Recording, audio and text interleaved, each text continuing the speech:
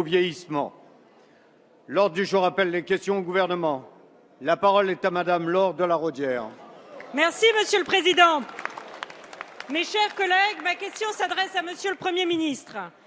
Monsieur le Premier ministre, ce matin, à la radio, votre ministre de l'Économie a traité les salariés des entreprises GAD d'illettrés. C'est inadmissible. Quel mépris!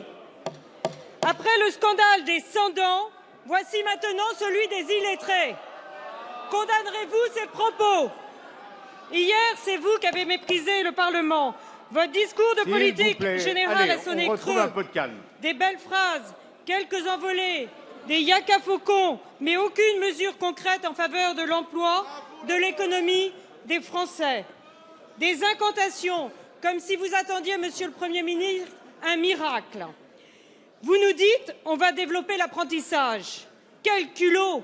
Ce sont vos mesures depuis 2012 qui l'ont fait reculer.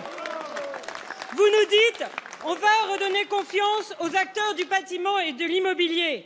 Quel culot aussi! C'est vous qui les avez assommés avec les dispositions de la loi Allure. Bref, vous êtes resté flou dans votre discours de politique générale devant le Parlement et ce matin, vous vous faites précis à la radio en annonçant la suppression de la première tranche d'impôt sur le revenu. Pourquoi un tel mépris de la représentation nationale et des Français, Monsieur le Premier ministre? Les salariés de GAD, comme tous les Français, méritent votre respect, méritent le respect de tous les membres du gouvernement. Depuis hier, votre majorité est toute relative au sein de cette Assemblée. Elle vacille et l'on se demande comment, dans ces conditions, vous allez pouvoir faire adopter votre budget. Tel le Père Noël, vous n'annoncez que des baisses d'impôts ou des dépenses supplémentaires. Mais, Monsieur le Premier ministre, il faudra aussi réduire les dépenses. Pour prouver que vous ne méprisez ni la représentation nationale, ni les Français, il est urgent de nous dire où se feront les coupes budgétaires. La parole est à Monsieur Emmanuel Macron, ministre de l'Économie, de l'Industrie et du Numérique. S'il vous plaît, mes chers collègues, je pense que les uns et les autres, nous avons la responsabilité de l'image de la représentation nationale. Donc, on écoute la réponse. Monsieur le Président, Mesdames, Messieurs les députés, Madame la députée, merci de m'offrir l'occasion de répondre pour exprimer devant la représentation nationale 2 regrets. Le premier regret, c'est pour les propos que j'ai tenus ce matin, si j'ai blessé et parce que j'ai blessé des salariés. Et c'est inacceptable et ça n'est pas ce que je voulais faire. Si vous écoutez ce que j'ai pu dire ce matin, Madame, je prenais cet exemple précisément parce qu'il est une injustice exemplaire.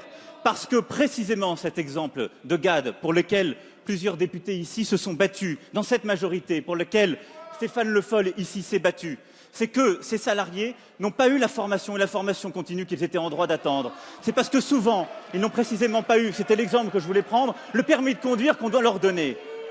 Et donc, mon premier regret, mes excuses les plus plates, elles vont à l'égard des salariés que j'ai pu blesser, que j'ai blessés à travers ces propos, et je ne m'en excuserai jamais assez. Mon action, elle sera pour eux, et c'est ce que je disais ce matin.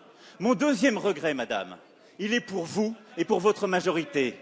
Parce que si vous aviez fait votre travail depuis 10 ans, et pendant les 10 ans où vous étiez là, nous n'aurions pas eu ces difficultés. Mon regret, Madame, c'est précisément qu'aujourd'hui, vous soyez aussi révoltés par les mots, mais que vous ne soyez pas aussi révoltés par les réalités. Parce que ce qui est inacceptable, c'est le quotidien que vivent ces femmes et ces hommes, Madame.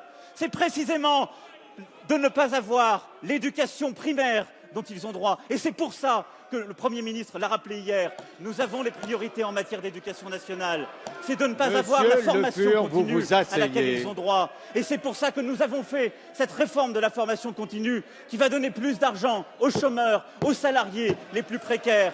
Et cette réforme, elle est essentielle et il faut aller plus loin. Et c'est pour ça, Madame, que nous irons plus loin, parce que les réformes que nous mènerons, ce seront pour eux, pour leur quotidien, parce qu'il doit être amélioré. Merci, Monsieur le Ministre.